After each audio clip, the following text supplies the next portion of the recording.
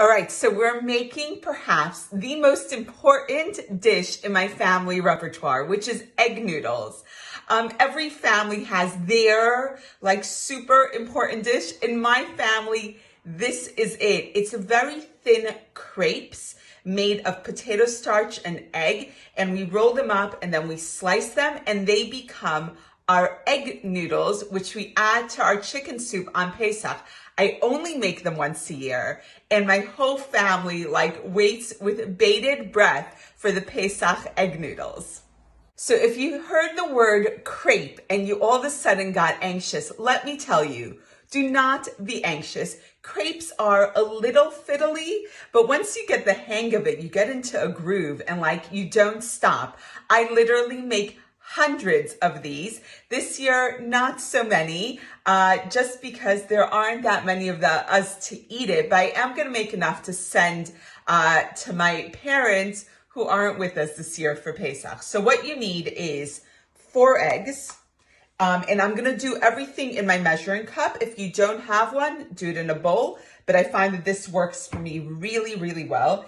To that, I'm going to add, this is 3 tablespoons of potato starch, and I have 1/3 cup of water. So they're gonna mix together, and I'm gonna make what's called a slurry. I'm not quite sure why it's called that, but go with it. So what I'm gonna do is try to break up all the lumps in the potato starch with the water before they hit the egg, because once the potato starch is in the egg, it's really, really hard to get the lumps out. So the water prevents it. I'm gonna beat up my eggs in their measuring cup. And I don't know, have you ever seen this measuring cup? I love it when I open up my Pesach box and all these great things that I've accumulated throughout the years come. So it's a measuring cup where you don't have to bend down to see it. You just look from above and you can see the measures. Not that it makes a difference for the eggs, but it's a cool gadget to have. So to my beaten up eggs, I'm adding my potato starch and water slurry. And really, this is such a family favorite. My father, who grew up on these, my grandmother used to make them, really it just makes his day. So I'm very excited to be able to make them and deliver them outside my parents' door, because we're not going in. To my egg and potato starch mixture, I'm adding a bit of salt, and I'll tell you to add pepper to it too, but because this is for my parents and my mother really is very sensitive to pepper, my father loves it, we're not gonna add the pepper, he could add his own. So I have my crepe pan heating. My mother's been here, so of course it's labeled. She loves labeling things.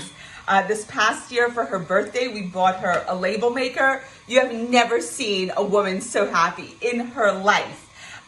So here's the rule of thumb with all crepes. The first one just doesn't work. It's about gauging the heat of the pan and what's called seasoning it. So I added a drop of oil, but it was a drop too much. So I'm gonna get rid of some of it back into my little measuring cup here. And on I go. It's a non-stick pan, so most of it won't need oil. And basically what I've done is I've added a little bit of my mixture, and this is all about the wrist action. So as you can see, I've covered my pan with egg, and it's hot enough and thin enough that it's cooking off the fire. So this is the first one. It's not meant to work, even though it's looking pretty good. And I feel like this is the cook's benefit. This is what I deserve. The first one is obviously for me, and though they're intended for the soup, I can just eat them straight.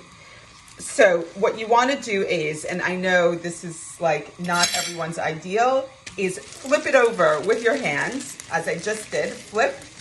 And my first crepe is done. That was it.